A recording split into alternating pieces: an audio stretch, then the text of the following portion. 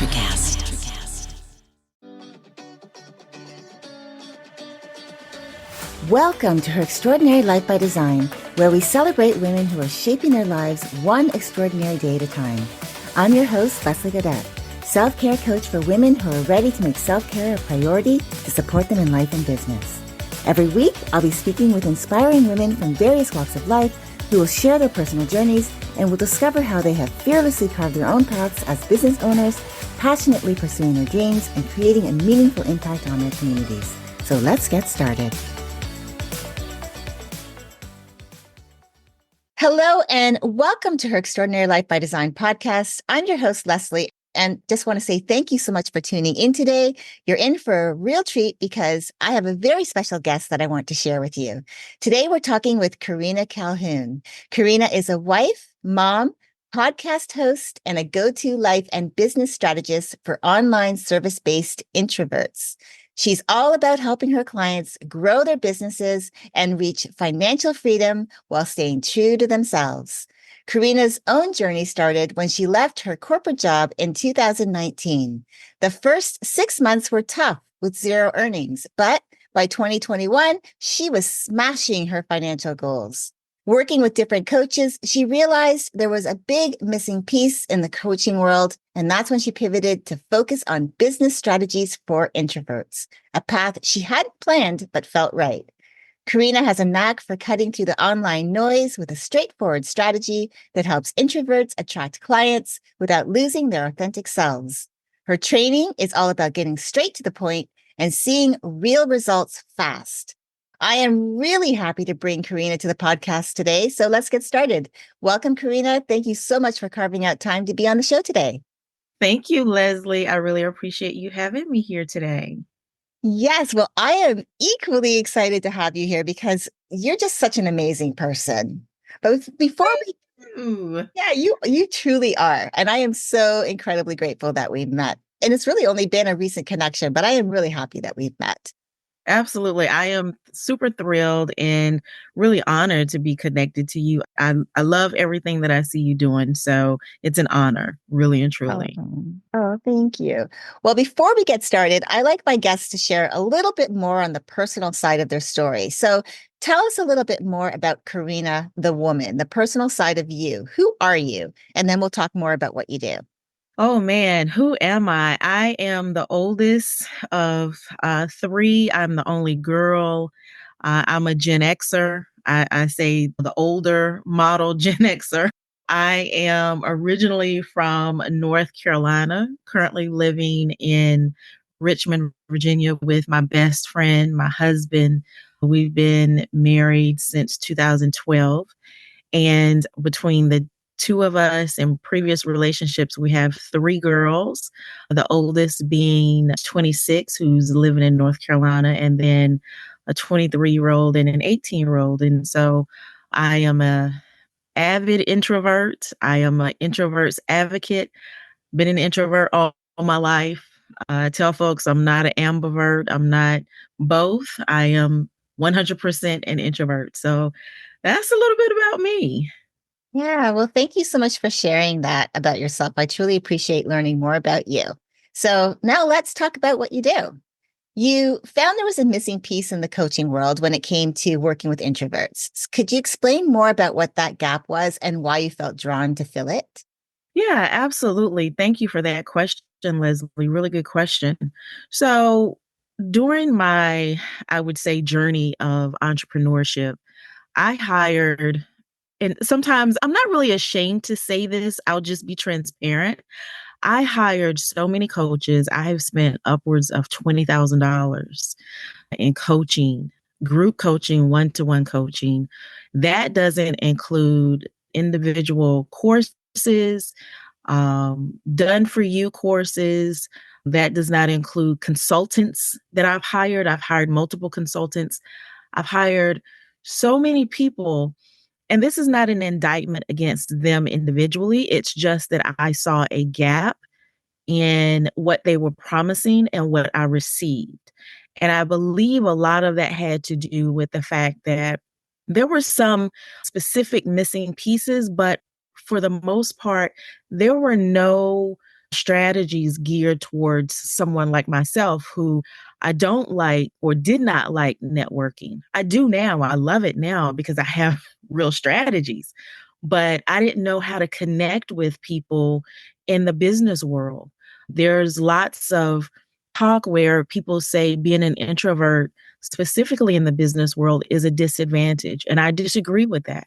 And so I saw these gaps of really making the connection with my ideal audience in a way that felt comfortable for me and did not feel like I was compromising who I was, compromising my authenticity. I didn't want to feel the ickiness, what they call the bro marketing, which is the aggressiveness, the harshness. I didn't want to experience that. Unfortunately, even under women coaches and programs, I felt that. And so I started to see this gap with even the best of programs where we were not identified as, hey, these are some strategies that could work for you. And so I wanted to be able to fill that gap. And that's what I've been doing since then, Leslie. It's been a journey. I did pivot last year, this time last year. I started behind the scenes. So for some, it may seem like, oh, it just happened. But I was actually doing it behind the scenes and building case studies and testing my strategies and things like that. And so that's really what I've been doing recently. And it's been extremely rewarding because I feel like we are a personality trait who's kind of been left out here to fend for ourselves.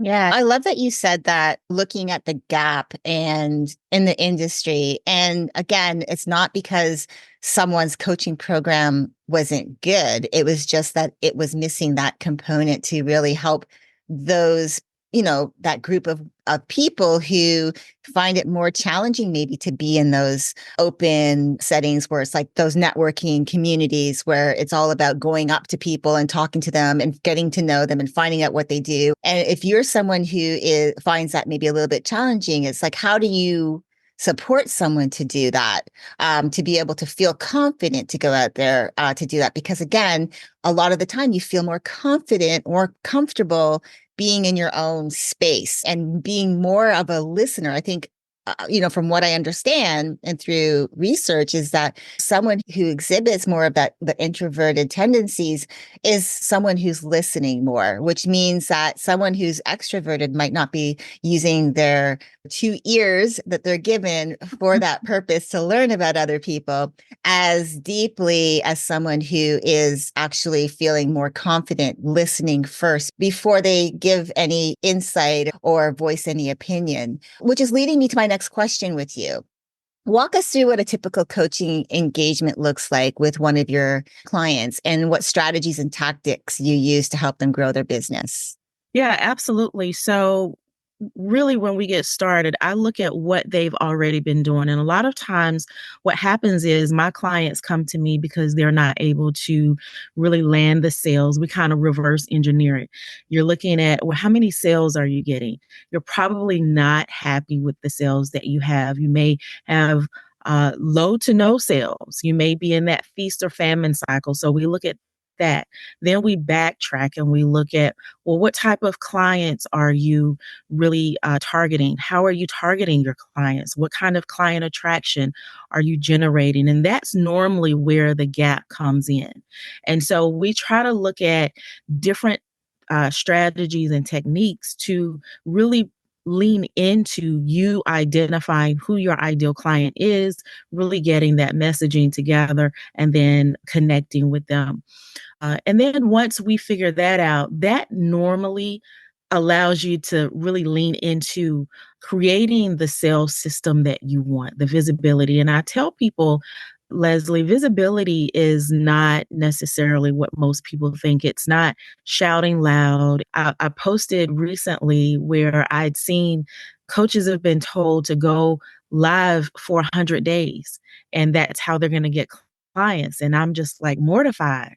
An introvert, no, we can't do anything like that. I don't even think an extrovert would want to do something like that. So, really going through and finding out where their gaps are and filling those in with strategies that work. I had someone that I spoke to, and this wasn't even a client. This was someone, we were just doing a coffee chat. And she mentioned she's an extrovert, and she mentioned that she was going to a networking event that she had to go to because it was a part of the industry that she was in. She's in a specific industry where that's commonplace. And she said, I just really don't want to go. I don't want to be a part of it. Every time I go, when I tell people what I do, before I can even finish, they cut me off and tell me they're not interested, and they walk away and they're rude and different things like that. So I sat down with her and I said, I'd like to give you a couple of tips. First and foremost, when you go, try to find out exactly who you're looking to talk to. Because when you have a goal and a mission of, I want to talk to this specific person and I want to talk to this amount of people, then you already have a strategy going in instead of staying for 3 and 4 and 5 hours being tortured, really is what I call it. And so when you go in with those strategies and you know exactly what you're going to say, don't take business cards. No one wants business cards. I went through business cards that I had sitting on my desk for probably 3 years. I had never even touched them. Nobody takes business cards. So you get the business cards that you want from the people that you want to talk to, and then you reach back out to them. And I also gave her a strategy to connect with them after the fact.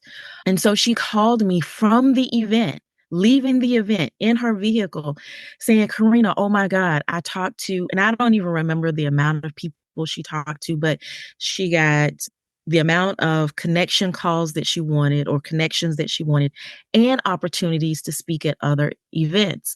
And so having those real strategies going in, you know exactly what you're going to be doing versus just kind of willy-nilly out there. And like you said, to what you said, Leslie, we as introverts, one of the top tier characteristics of an introvert is deep listening.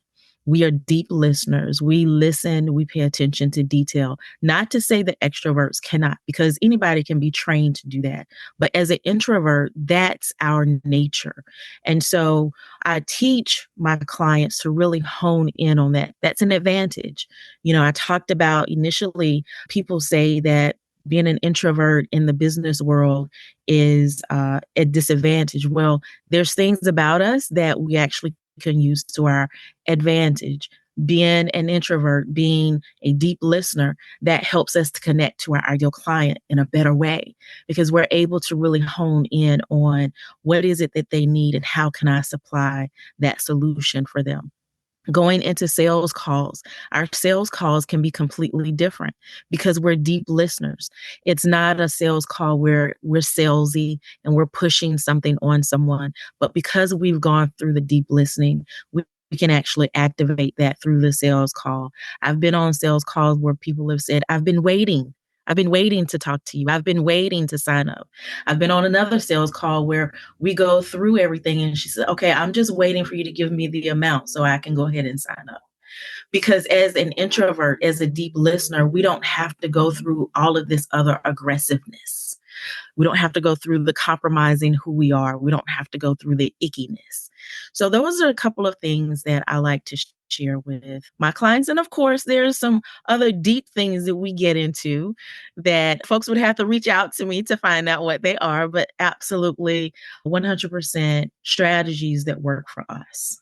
I love that about what you were saying about the networking strategy of going in with that objective. Like, what is it that I really want? Like, who do I want to talk to? How many people do I want to talk to? And what's my objective for getting these connections? I think that really helps you to use what networking is really meant for anyways, is to deeply connect with new people, creating new connections for your business, if that's especially what you're there to do, and then how you can connect with them that's going to benefit your business or even to benefit them. Like if your intention is to go in to connect with other people to see how you can support them, is again like having that deeper objective. I think that's important. And having those deeper listening skills, I think, is an advantage. Yes, anyone can be taught how to do that. I think how I learned was through becoming certified in emotional intelligence and understanding that it had to come from that deeper place of understanding. How could I understand someone better was really about listening more effectively so I could understand, listening to understand rather than listening to be understood, because I think that's how a lot of people are already listening and formulating a response when they are speaking with someone. So I love that you shared that. And then the part about going live. So, yeah, I understand what you're saying because there is that whole, challenges are out there saying go live for 100 days. And I think those are great if that's just to give you the confidence to be on camera. But the objective to get clients, the only way, like you said, is to understand what your clients' needs are. So if you're going live every day, what is the objective to go live and what are you talking about? Is it specifically to reach your target audience? And how are you reaching them? Are you talking about things that they really want to learn about? And then how are you then translating those lives into calls, coffee chats or sales calls?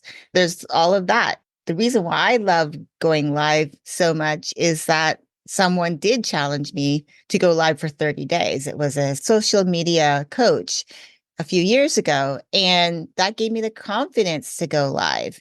From there, I went live every day for a year. That was my choice. And I learned to love it, but then I became more strategic about what I go live regarding whatever I talk about live.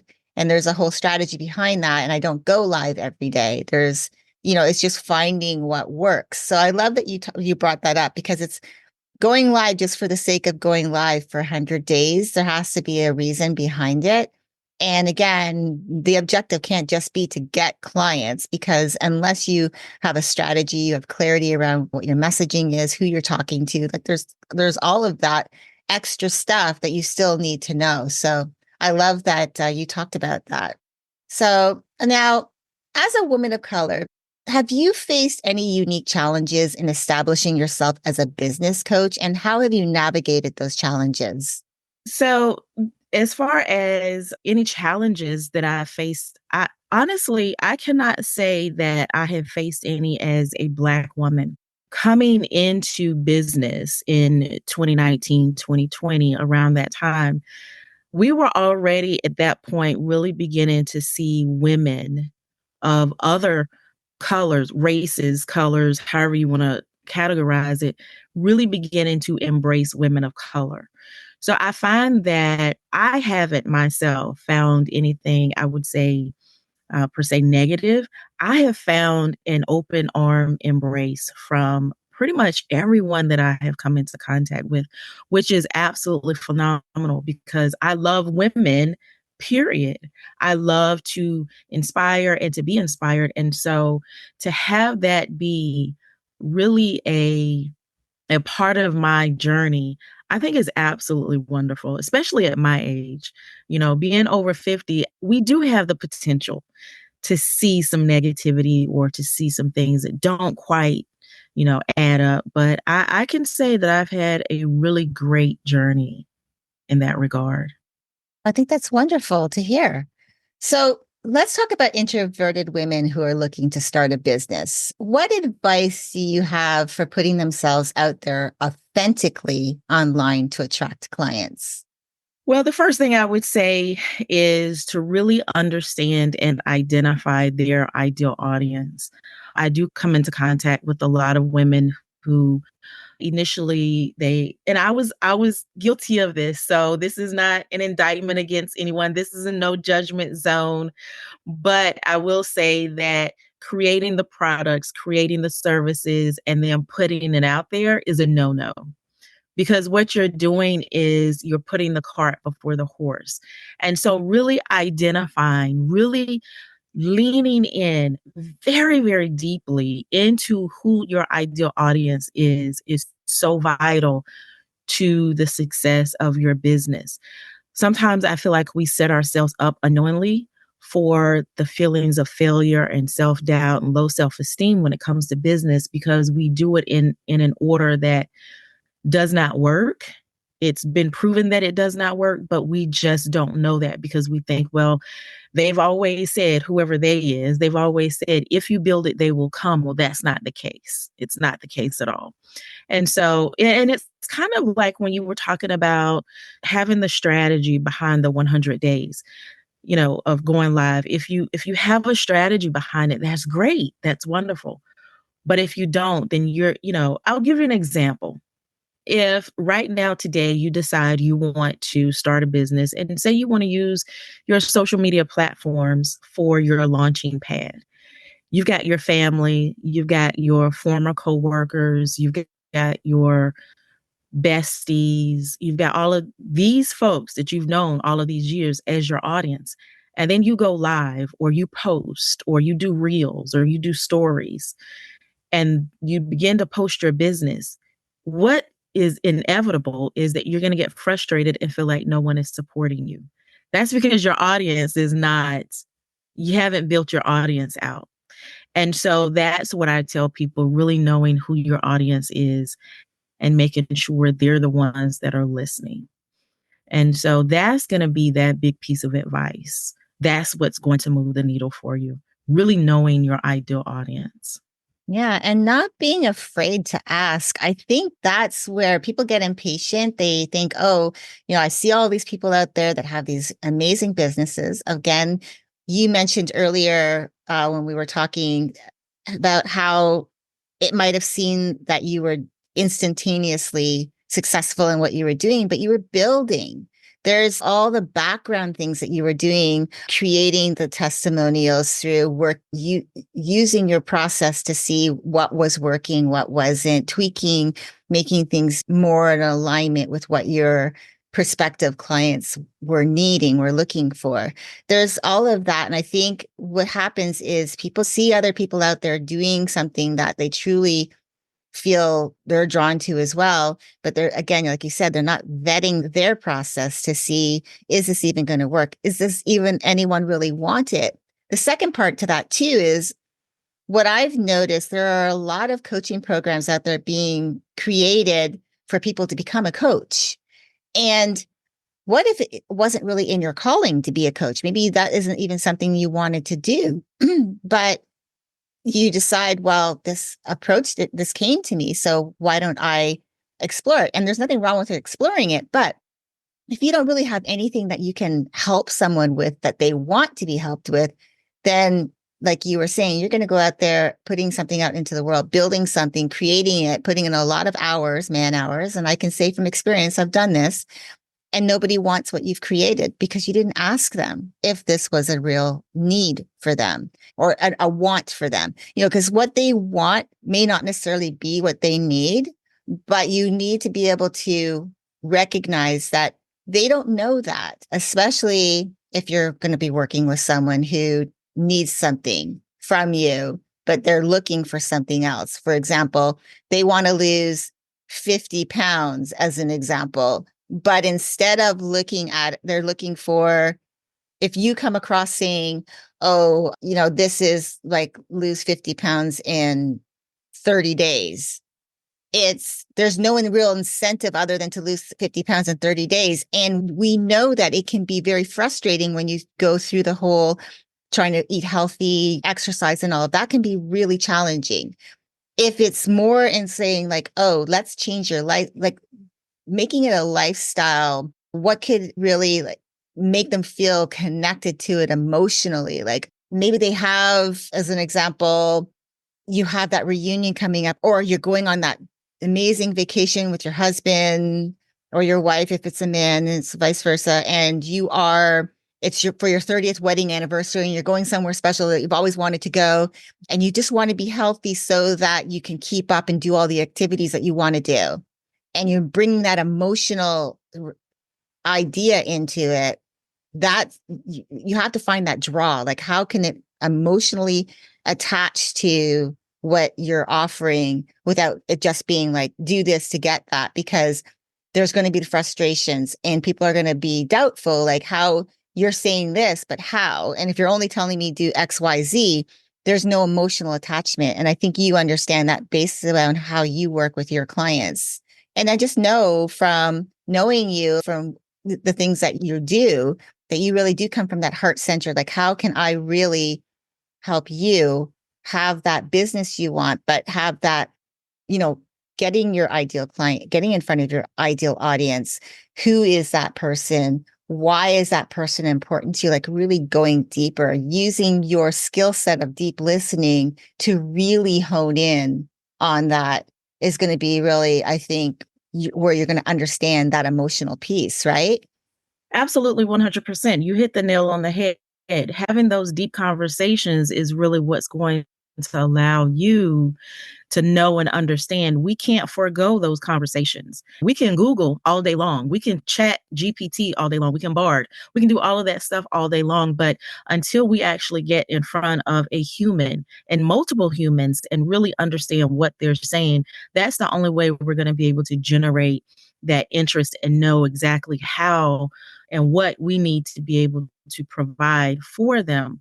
And finding those people who are not just aware of the problem they have. I tell people it's one thing to have someone who is problem aware, but when you have someone who is problem aware and solution seeking, that's when you have within your ideal client that person that is now ready to take that next step into their transformation. And you're right, leaning into what is it further that they want? What do they want beyond just that immediate gratification, beyond that immediate result? But how is this going to change their life? What is this going to translate to for their family? What does this mean as a legacy for them? People in general want to create those things. So, how can you help them do that? And that's what we really need to be leaning into, even when it comes to, as you said, losing weight. How can that lean into your legacy? It absolutely can. You can be here longer for your family. You can teach other members of your family how to be healthy, how to live healthy. That's going to allow you to travel more. It's going to allow you to be more active with maybe your grandkids or your kids or whomever. It's going to allow you to do so many different things. So we have to be able to really look at the larger picture. I tell folks having the ability to see from a 30,000 foot view, but then drill into the details is really key. That's ideal. That is what we really need to be doing. Yeah, so we're living from joy. Like that's, I think, what everyone wants is to have more joy in their life. So all Mhm. of those things that you said is going to bring more joy. And I think that is where the emotional piece has to be able to attach to what you're offering. It's having, like you said, all of those things. They all mean something to that person that you're in front of. So how can you tap into that? So I appreciate that you shared that. What gets you most excited about the future of your business and working with this niche of introverted women entrepreneurs of all backgrounds? And what's next for you? So, Leslie, that is such an amazing question. I love it. What brings me joy, what gets me going is the possibility of other women living out their legacy. Legacy is huge for me. And I believe that the world, as we step into our purpose, the world will become better as we step into our purpose and provide the things that we're destined to provide. So you're providing something to folks and they're stepping into their new. They're then like a domino effect in reverse. Instead of dominoes laying down, when you touch someone, that person rises up. And then they touch someone and they rise up. And then it just keeps going and going and going. And to me, that makes me excited. That motivates me. That lets me know that I am doing exactly what I've been called to do in this world.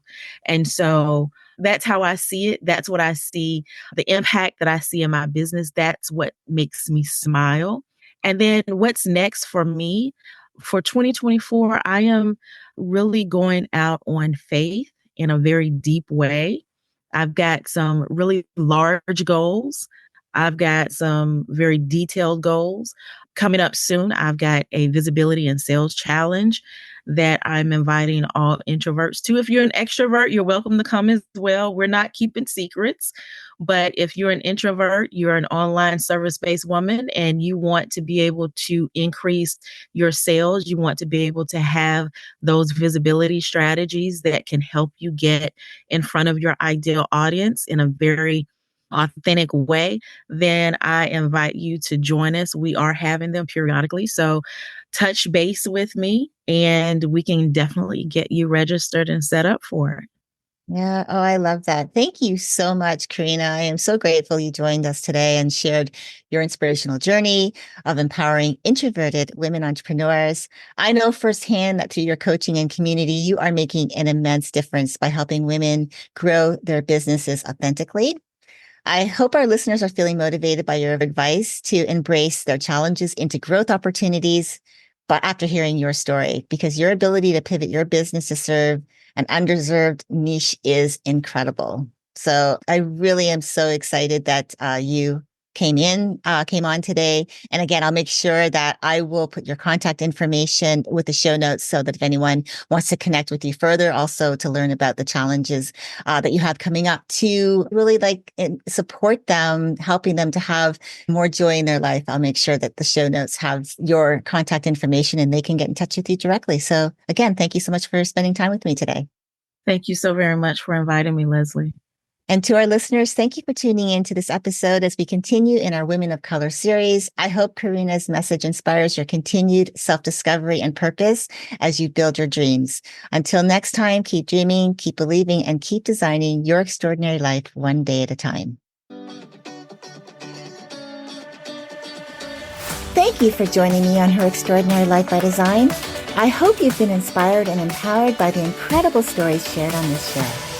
If you enjoyed this episode and the conversations we've had, I would greatly appreciate if you could take a moment to leave a review. Your feedback and support mean the world to me, and it will help others discover the podcast and join our empowering community. Remember to hit the subscribe button so you never miss an episode. Together, we can continue to learn from these amazing women, uncover their extraordinary journeys, and be motivated to create our own lives by design. Thank you again for tuning in. Until next time, stay empowered and keep shaping your extraordinary life one day at a time.